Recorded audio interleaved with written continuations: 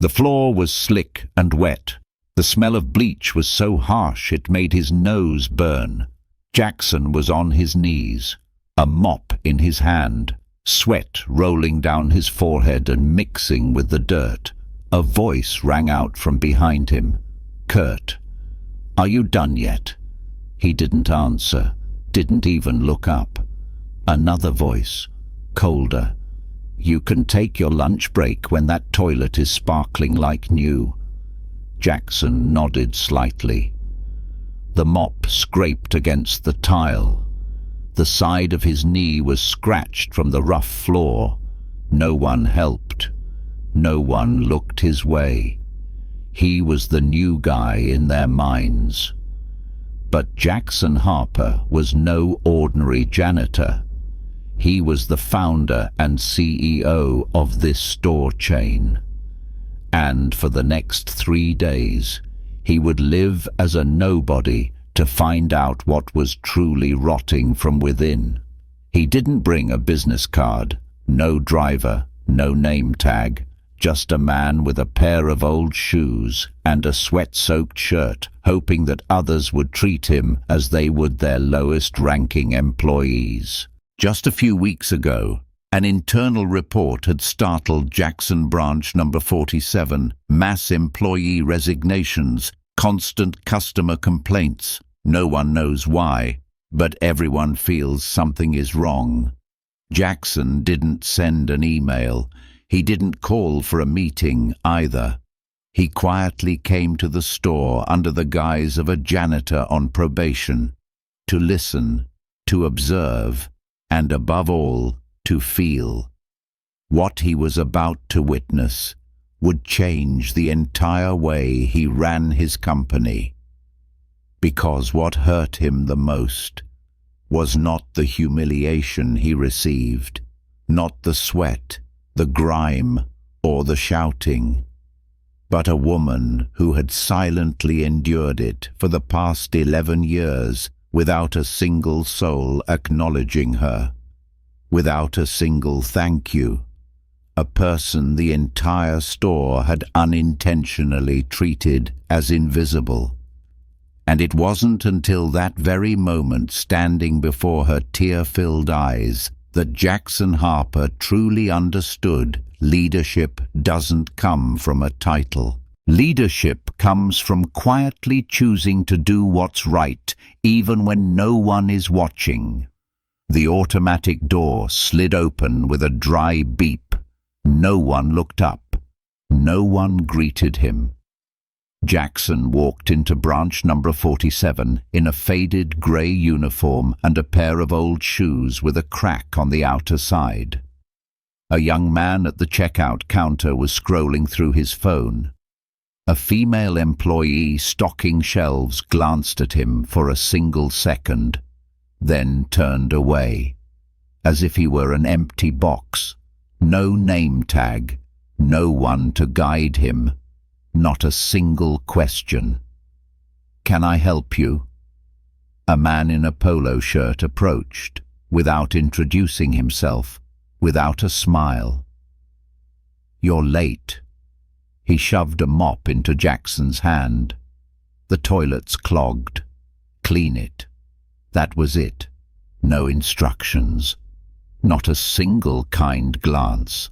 Just a hollow command and a dismissive wave of the hand pointing the way.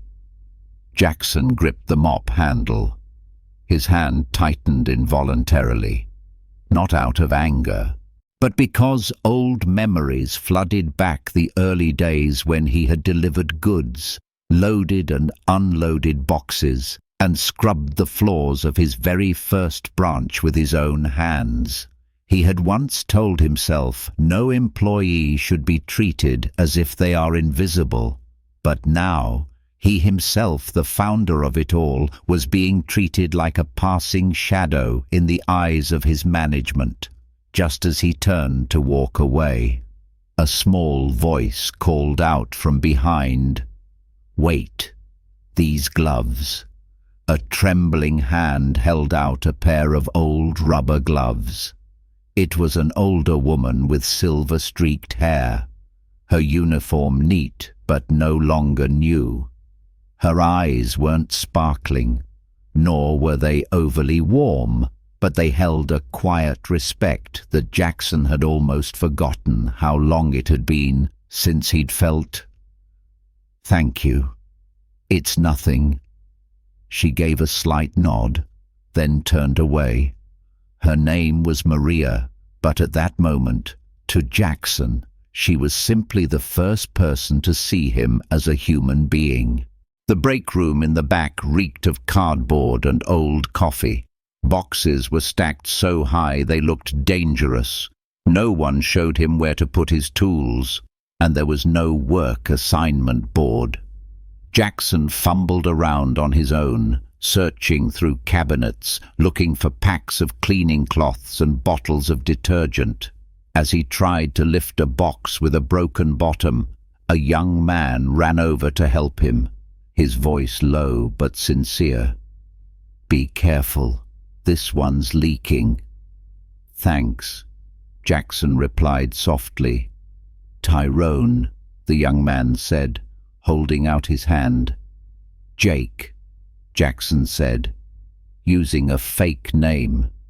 In that moment, between the stuffy walls, something very small but precious had appeared. Unconditional help. But before they could say anything more, another figure burst in Connor, his face scowling, his eyes like daggers.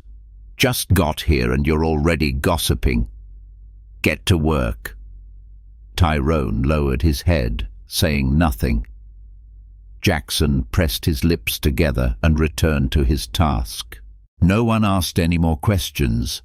No one dared to smile.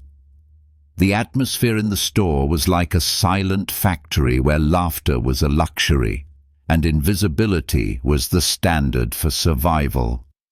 Jackson began to understand in this place.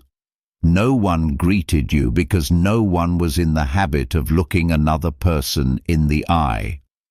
And in that very moment, as he mopped the floor and heard the shuffling of feet without a single good morning, he knew this was no longer the store he had once been proud to build. That afternoon, while the wall clock struck the lunch hour, not a single person in the store stopped working. No one went to eat. No one opened a lunchbox. Some nibbled on crackers beside the shelves. Others just took a few sips of water while standing silently in a dark corner. Jackson wiped the sweat from his brow with his sleeve and leaned his back against a cold wooden shelf. Even a single breath felt like a luxury when everyone was so frighteningly quiet. Connor walked by without even a glance. "Keep working. There's still a lot to do," he snapped, then disappeared into his office. No one answered. Not a single frown. Not a single look of discontent.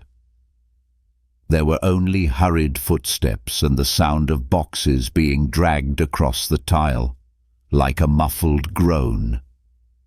Jackson glanced over at Maria. She was folding tiny receipts. One by one, her hand trembling slightly.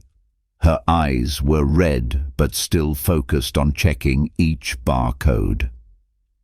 In a normal store, at this hour, the radio would be playing soft music. Employees would be chatting animatedly, and someone would be asking, "What are you having for lunch today?" But this place was a no-go zone for friendliness. Jackson started to notice people avoided each other's eyes. No one looked directly at anyone else for more than 3 seconds. The lowered heads weren't out of humility, but a survival reflex, as if even a slight smile would get you called into the office and fired. In the middle of his shift, he saw Tyrone enter the stockroom, pushing a cart. The moment the young man's eyes met Jackson's, he immediately looked away, not out of dislike, but because he was afraid of being noticed. Jackson suddenly remembered an old saying: "You can judge the culture of a place by observing how employees look at each other when the boss isn't around." Here, they didn't look at each other, not because they didn't care, but because they had been taught that caring was dangerous. And then he realized, this place didn't need a whip.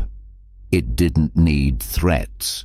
It survived on the very fear of being abandoned, of being dismissed, of being quietly punished. After the shift, when the clock struck 5 p.m., most of the employees hurriedly clocked out and left without a single word of farewell. No one said, "See you later." No one asked, "See you tomorrow." Jackson was still standing there, waiting for instructions. Connor glanced over, said nothing, just tossed him a spray bottle and pointed toward the restroom. "Clean it before you go home."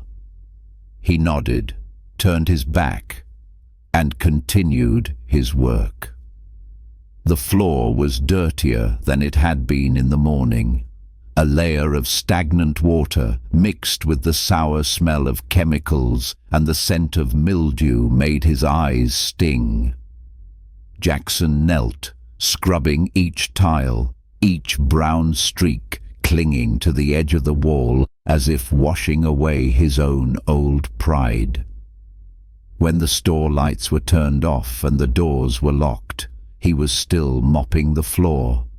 No one asked him if he was done. No one said thank you. He wasn't angry, but deep in his chest, a small crack had begun to form. On his way out, Jackson saw Maria still at the cash register. Her hand was tucking something into her pocket. It could have been a shopping list, or maybe a memo. But what made Jackson stop was her eyes, the eyes of someone who had endured for too long, yet still hadn't lost the decency in every movement. He walked closer. Long day, wasn't it? "Not just today," Maria replied softly. "It's been a long year." She didn't complain. She didn't blame. It was just an acknowledgement, like talking about the weather. A long year, with no one to listen. A year of hard work, but with no one to remember it. Maria opened a drawer and handed him the gloves he had forgotten. "You'll need these tomorrow." Jackson took them, nodding. He didn't know why that sentence made his heart ache so much, but he understood tomorrow. He would see even more, and perhaps it would hurt even more. The second morning began like an endless loop. The fluorescent lights still flickered coldly. The sound of the barcode scanner rang out sporadically. No one asked Jackson if he had slept well. No one asked what he needed. He walked into the stockroom, tasked with arranging huge cardboard boxes by himself. No dolly, no help, no instructions. Jackson bent down to lift each box. His tendons strained, his back ached. The edge of a box scraped his wrist, but he didn't utter a word, because he knew in this place pain was not a reason to stop. A crash echoed as the bottom of one of the boxes gave out, cans scattering across the concrete floor. And immediately after, snickers, "Be careful. Rookie. These things are worth more than you make." Another voice, "Guess this is your first time doing manual labor." "Huh?" Jackson didn't react. He picked up the cans one by one, without responding. But what hurt him more than the taunts was the surrounding indifference. No one said, "Don't talk like that." No one offered a hand. And that very silence was the deepest wound. He used to think the worst thing was being insulted.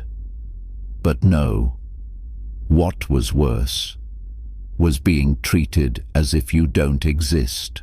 Midday, while pulling a trash cart out to the back lot, Jackson nearly slipped on the wet tile.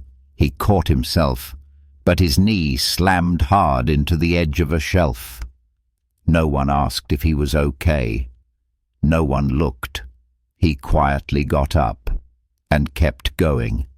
In another aisle, an elderly customer with white hair and a discount coupon in hand was waiting uncertainly to pay. The employee at the counter continued to scroll through her phone. Another one walked past without stopping. The old man coughed twice, softly. Still no response. Until Maria appeared. She approached, unbeckoned. "May I help you, sir?" Her voice was gentle but clear. She carefully took the coupon, scanning each item slowly so the old man could keep up. Jackson stood in the distance, watching. There was no spotlight. No one took notice. Just kindness, happening in the shadows without needing a reward. He thought to himself, "Maria doesn't need anyone to see her, but she is the one who made me see again what I had once lost." Jackson continued pushing the trash bin to the back lot. The metal door creaked.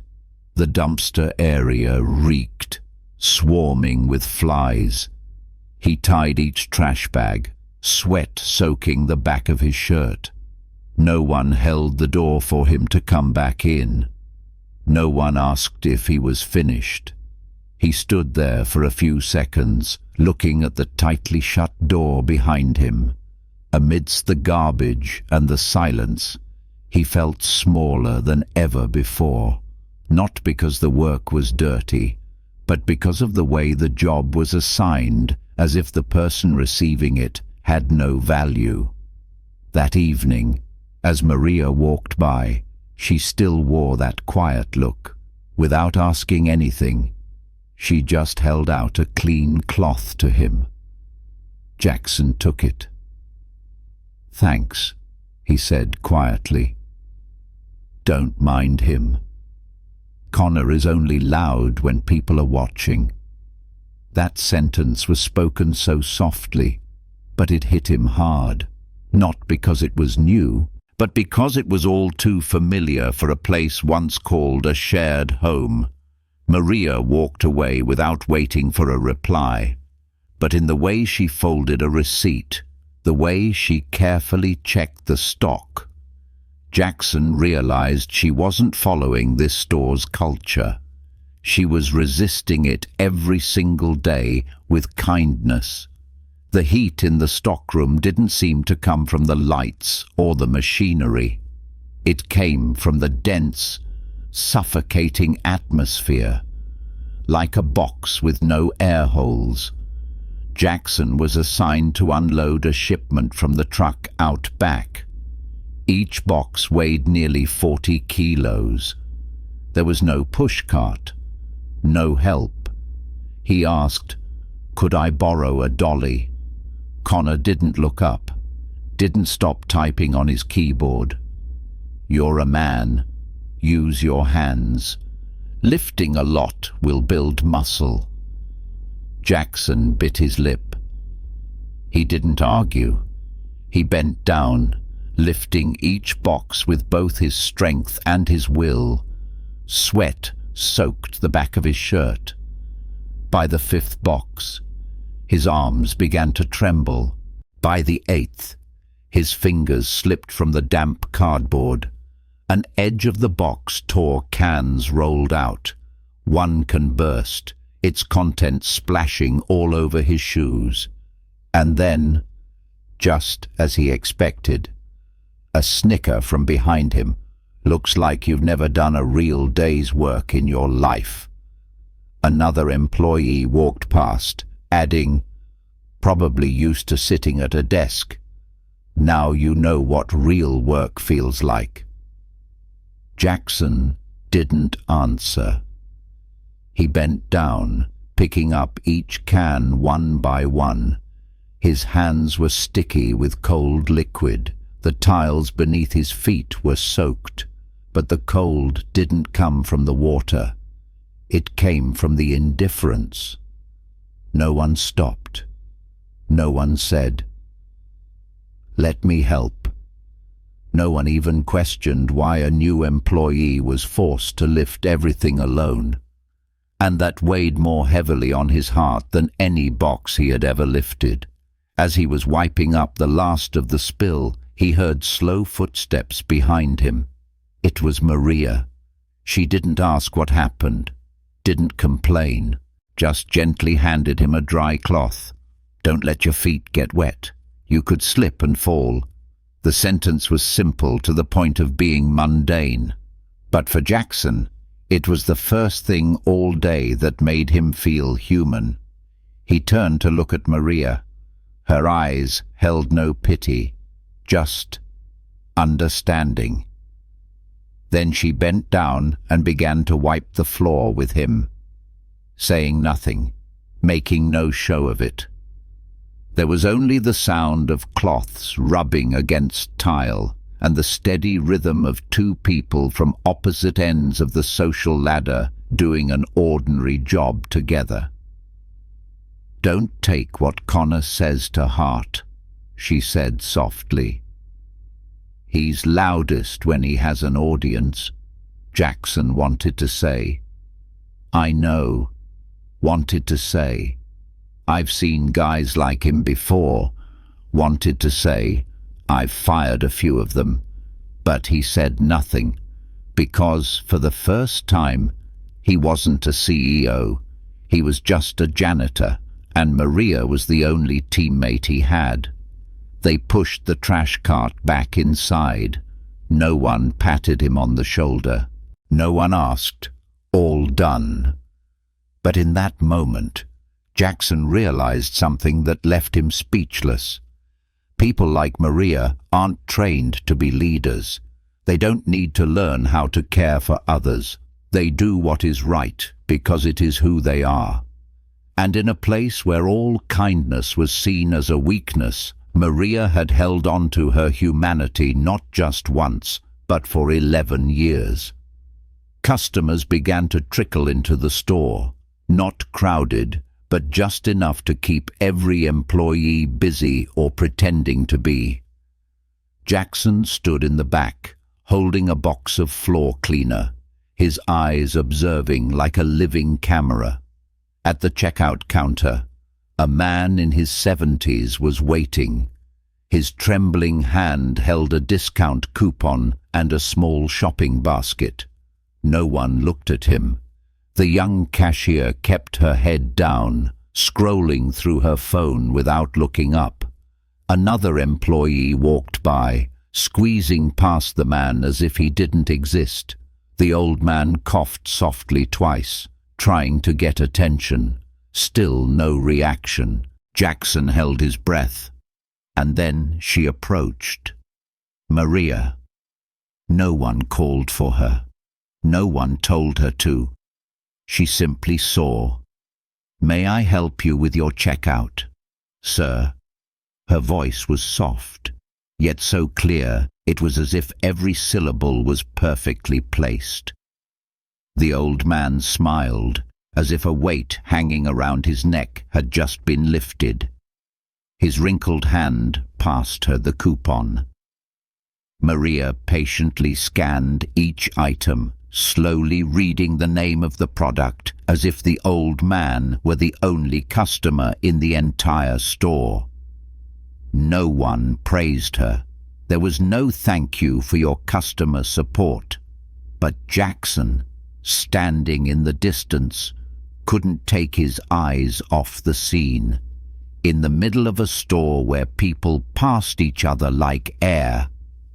Maria still chose to look people in the eye, not because anyone was watching, not because she wanted recognition, but because she hadn't forgotten that every person deserves to be seen.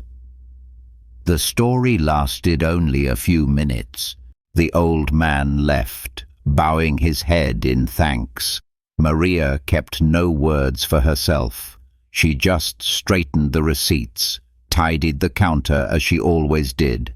No need to make a scene, no need for anyone to know. Jackson leaned against a shelf, his heart heavy not with sadness, but with a truth that had just awakened him. This place doesn't lack people, it doesn't lack skills, it lacks recognition. The bowed heads he had seen, it turned out they weren't just about fear. They were the result of being overlooked for too long. When an employee is passed over enough times, they stop looking up. And Maria, with one small act, had broken that rule. She looked up. She looked straight ahead. And she made another person feel seen. Jackson wondered. For how many years had he walked through how many stores, passing by how many employees, without ever truly seeing them the way Maria just had? How many times had he been busy managing and forgotten the core principle? Respect. A shout from the stockroom made him turn back. Connor was ordering someone to take out the trash in the back. He didn't move just yet. He only glanced back at Maria. She was bending down to pick up a fallen piece of paper. No one saw. No one noticed.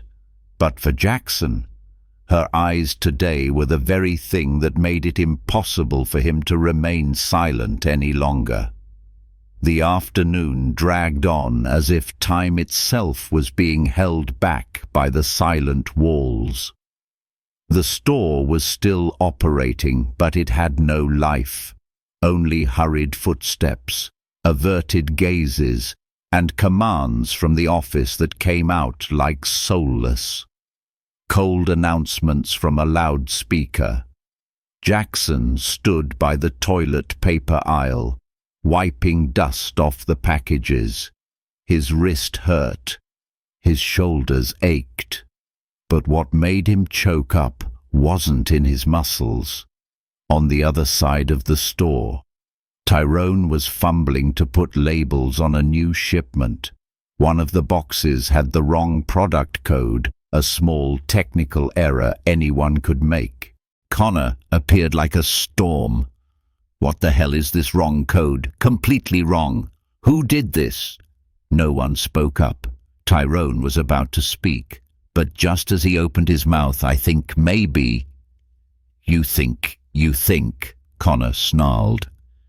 "You just cost the store a whole replacement order." Great job. Jackson knew very well Tyrone was not the one who had put on the wrong labels. He had seen the labels being switched on the previous shift, but he remained still. Connor shot Tyrone one more glare before walking away, leaving behind a heavy, oppressive space. Tyrone didn't argue, didn't react. He just lowered his head, silently correcting the labels as if being blamed was a regular part of his job. And in that moment, Jackson felt his heart crack. Not out of anger, but from the realization that he had unintentionally allowed the Connors of the world to exist in the very system he had built. A soft cough came from the checkout counter. Maria. Jackson looked up. She was leaning against the counter, her face pale. One hand covered her mouth, the other fumbled for a tissue. During a short break, Maria walked slowly toward Connor's office. She knocked on the door, her voice trembling. I'd like to request a day off. Just one day. I'm not feeling well. Connor didn't even bother to look up. We're short-staffed. There's no one to cover. Not my problem. I've never asked for a day off. Her voice trailed off. Don't make me have to note this down. Get back to your counter. The door didn't slam shut, but its sound blocked off the entire space. Maria turned away. No tears, no argument, just a little thinner. Jackson clenched the cloth in his hand, his nails digging deep into his palm. No way. This couldn't be allowed to continue. He walked to the back of the store, to a hidden corner where no one would notice. Silently, he pulled a small object from his pocket, a mini camera. He attached it to a high shelf, the angle just right to observe the entrance and exit of the manager's office. He knew this action was no longer pretend observation. This was evidence, the first step in exposing what no one dared to speak of. He returned to work as if nothing had happened, but inside him, something had changed. For the first time, his anger wasn't just an emotion, it was a motivator. The next morning, Jackson arrived earlier than usual. The store hadn't opened yet. The lights were still off in many areas. No one saw him slip into the storage area near the break room, attaching another small camera behind a shelf of cleaning detergents. He chose the position carefully, just enough to see the dining table in the break room and the area near the manager's office. He didn't need clear audio, didn't need a sharp image. He just needed the truth. In less than an hour, he had installed 2 more cameras, one near the loading dock, where Connor often smoked and talked on the phone, and another near the time clock. He was no longer just a CEO disguised as a janitor. Now, he was a witness and the one holding the camera. At noon, Connor leaned against a table in the break room, holding a sandwich. 2 young employees stood nearby, laughing obsequiously. Connor spoke loudly, not knowing or not caring that someone was listening. I always tell new employees, just push the old stock out first. If it expires, who cares? One person laughed. The other bowed their head. No one objected. Connor continued chewing and continued talking. Don't waste time on poor customers. They don't buy anything. Focus on the ones with money. Understand? Every one of those words, every venomous sound was captured by the camera lens behind the box of floor cleaner. Near the time clock, 2 employees were whispering, "He's off today, right?" "Yeah, but he still needs to clock in to keep his hours." One of them pulled the absent employee's ID card from their pocket and held it up to the scanner. Beep, green light. They high-fived and quietly left, unaware that the camera behind the steel post had recorded everything. Jackson stood in the nearby product display area. His eyes didn't blink, not out of surprise, but out of disappointment. No one was afraid of being caught. No one felt they were wrong, because they were certain no one was watching, no one cared, no one would do anything. But today, they were wrong. In the middle of the shift, Jackson again saw Maria bending down, trembling with fatigue but still continuing to stock the shelves.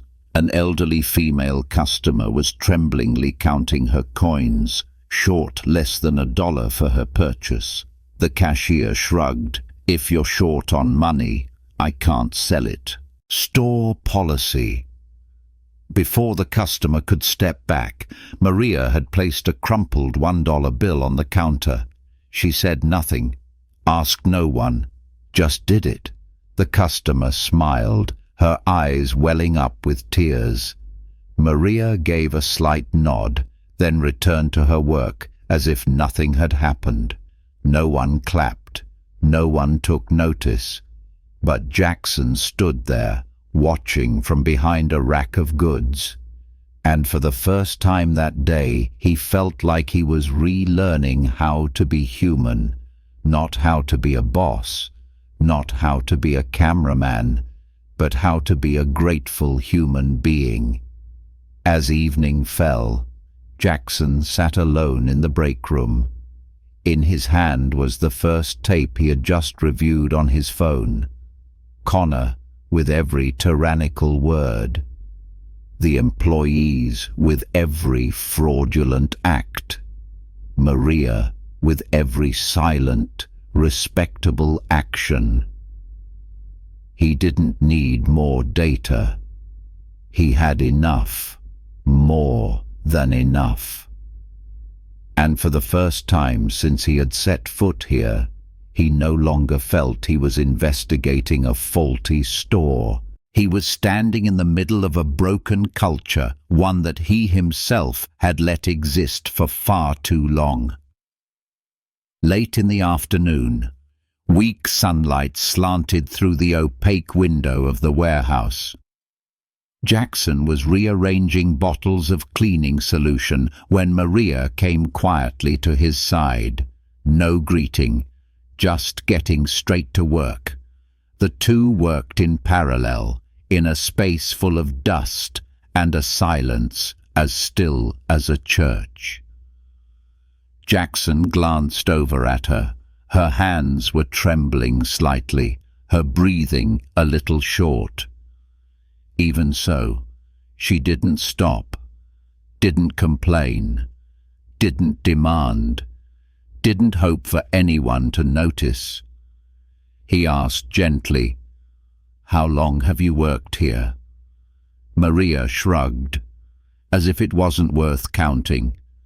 11 years, 11 winters, never late, never asked for a day off, never called in sick. Jackson swallowed a lump in his throat. Have you ever been rewarded, recognized, or even gotten a thank you from management? Maria let out a soft laugh, but there wasn't a drop of joy in it. I still have a job. Still being called into work is lucky enough.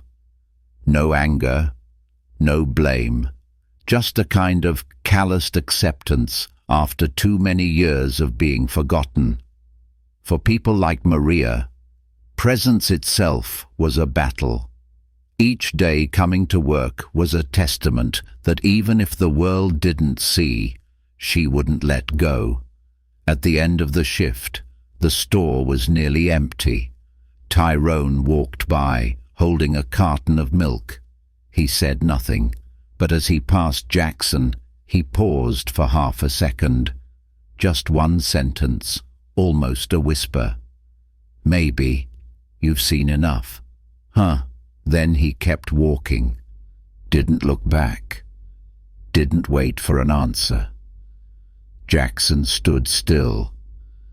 The question hung in his heart like a question mark, not because Tyrone knew his true identity, but because Tyrone knew this was the only chance for someone outside of their circle to break the vicious cycle. That evening, Jackson didn't go home right away. He sat in the break room, alone, in front of a scratched plastic table. The small camera was still recording from a high corner. He sat in silence, holding a cup of cold coffee, his mind reeling with a single question. Why do good people have to be so silent just to survive? He thought of Maria every time she folded a receipt, wiped a stain, smiled at a customer that no one else bothered to notice. He thought of the look in her eyes when Connor refused her day off, still looking straight ahead, still not shedding a tear. Because she was used to having to be strong when no one would protect her. He remembered what she had said the day before, "I just do my job." But that wasn't true. She did so much more than that. She kept this place from falling apart, not with power, not with a title, but with a heart that never changed, even when surrounded by a toxic system, in a place where everyone turned away. Maria still chose to look straight ahead, in a place where everyone learned to be cold. She still held on to her humanity. And Jackson, the founder of this place, had to spend 3 days living as a nobody just to see that tiny light. A woman who needed no one's recognition. But she herself was the only thing that made this place salvageable. That day, it wasn't raining, nor was it sunny a grey afternoon, just like the atmosphere inside the store. Jackson stood before the information desk, his voice even and firm. "I need all employees in the break room at 5 o'clock. A full staff meeting. No exceptions." The person in charge of the schedule hesitated. "Is there a problem? I haven't seen any notice from headquarters." "There will be," Jackson replied curtly, then turned away. The news spread like an underground wave. Some whispered, "Who is he?" Others looked at each other, wary. Something big must be happening. Connor peered out from his office, his eyes scrutinizing. "What's this? Who gave permission?" Jackson didn't turn his head, only said one thing. "You'll find out soon enough. No need to shout." But there was something in his voice that made the entire store pause. 4:59 p.m. Chairs were hastily arranged. Some employees stood leaning against the wall, arms crossed. No one spoke loudly. No one dared to leave. The air was as thick as it is before a storm. Jackson walked in last, still wearing the old work shirt, still in the worn-heeled shoes. But his eyes were no longer those of a janitor. He looked at each person, gave a slight nod to Maria, paused on Tyrone's eyes. Connor stood with his arms crossed, feigning arrogance. "What's this about? If it's about the schedule, you could have sent an email." Jackson took a soft breath. He pulled a gold-colored metal card from his back pocket, held it up, his voice clear. "My name isn't Jake. I am Jackson Harper, the founder and CEO of this entire system." The room erupted in shock. Gasps. An employee dropped a pen. Another shot up straight as if electrocuted. Connor froze. His face went pale in an instant. I didn't know. If I had known you were from headquarters." Then Jackson raised his hand. No need to shout. Just one gesture was enough to silence the entire room. No need to explain. "I didn't come here to be treated specially. I came to be treated like a normal person. And what I saw was a painful truth." Connor tried to laugh. "Well, you know, sometimes work gets stressful. Words can be a bit much." Jackson cut him off. "No. It wasn't one time. It wasn't one sentence. It was an entire culture that you created. A toxic culture based on fear and silence. He placed a tablet on the table. He pressed play on the first video. Connor stood motionless, the sound of him laughing about pushing expired products, the sound of him yelling at Tyrone, the scene of time card fraud, the scene of him denying Maria's request for a day off, and the scene of her paying out of her own pocket to help a poor customer. No one said anything, because there was nothing left to excuse. Connor took half a step back, his voice cracking. This is out of context. Jackson looked straight at him. No, this is the very context your employees have been living in for years. A young employee started to cry. Maria sat quietly, her hands clutching the hem of her shirt. Tyrone bowed his head, but no longer bowed it in fear, but in relief after so many days of holding it all in. Jackson stepped closer to Connor. You don't just lack skills, you are comfortable with your own cruelty, and that cannot be tolerated. He turned to everyone. As of today, Connor is no longer a part of this company. Connor was stunned. No one defended him. No one said a word, because no one wanted to be silent anymore. The room remained silent after Connor walked out. No one clapped. No one sighed in relief. There was just a different kind of quiet, a quiet freed from fear. Jackson turned back, looking at all the faces. They were no longer looking down, no longer avoiding eye contact. They just still couldn't believe what had just happened was real. He looked toward Maria, who was still sitting in the corner of the room, as always, her hands resting lightly on her lap, her eyes holding no expectation. There is one person here, Jackson said slowly, who never raised her voice, who was never recognized, but who silently kept this place from falling apart every single day. Maria shook her head slightly. I just do my job. Jackson walked closer, bent down, his voice lower but more resonant than ever. No, Maria, you do more than people who are paid twice as much. You are the only person in this place who never forgot that human beings deserve to be respected. A murmur started in the room. A single clap rang out, small, solitary, but real. Another person joined in, then another. Maria bowed her head, her eyes welling with tears, saying nothing more. I'm sorry, Jackson said, for not seeing it sooner, for letting you endure for so long in a system that was unworthy of your heart. He pulled out an envelope. I didn't just come to clean up a broken culture. I came to start over.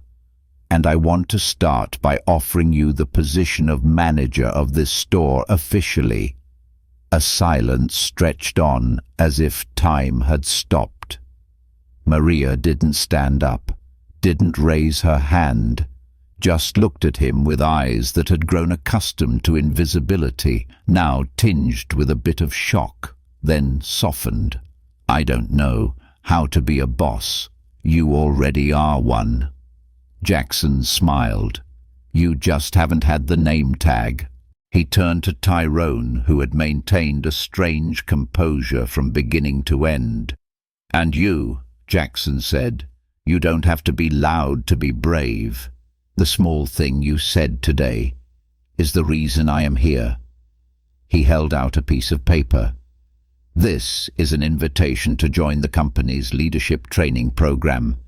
It's not easy to get, but you deserve it. Tyrone didn't reach for it right away. He stood there for a few seconds, as if to make sure this wasn't some kind of joke, Finally, he took it with both hands. He said nothing, but in his eyes was the first glimmer of light after so many dark days. The meeting ended without any noise. People didn't rush out the door as they usually did. One person opened the door. Another held it for the next person to pass. Small actions, but to Jackson, they were signs of something bigger. Change had begun. Maria walked slowly beside him. "Thank you," she said, adding no other words. "I should be the one thanking you," Jackson replied.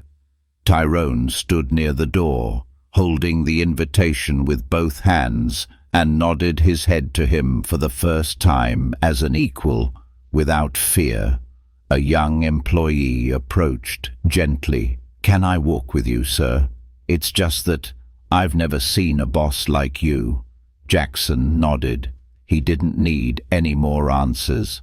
On his way out of the store, for the first time in 3 days, he saw people looking him straight in the eye, not because they were afraid, but because they no longer needed to look down. 4 weeks later, no cameras, no role-playing, no CEO card. Jackson Harper returned to the old store this time as a normal customer. No one knew he was coming. There was no preparatory meeting, no rushed cleaning. The automatic door slid open. The light inside wasn't brighter, but it was warmer, not because of new lights, but because of new people. A young employee was helping a customer push a shopping cart. Another bent down to pick up a dropped item. No one yelled. No one scowled. Not perfect, but real. Jackson walked quietly through the aisles. He saw Tyrone in the back, his voice soft but steady, showing a new employee how to stack boxes without putting pressure on their spine. No need to shout, no need to show off, because now he no longer had to be afraid of anyone. At the checkout counter, Maria was talking to a young couple with a baby in a stroller. Her voice was still gentle, still reserved, but full of respect. The name tag on her shirt had changed. It was no longer cashier, but manager, Maria E. Dawson. She caught Jackson's eye. They said nothing, just a slight nod, like two people who had understood each other for a long time. No more words were needed. An old man dropped a box of laundry detergent in the middle of the aisle. Before, someone might have turned away or snickered. But today, 2 young employees ran over, bending down to help without being told. Jackson stood in a corner, watching quietly. No need to intervene, no need to teach anyone anything, because the very people who had once been treated as invisible were now teaching the entire store how to be human. He stepped outside, standing under the gentle late afternoon sun.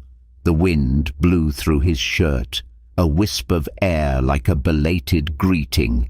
He didn't look back a second time. No need to check the numbers. No need for a satisfaction survey, because what he needed, he had already seen with his own eyes.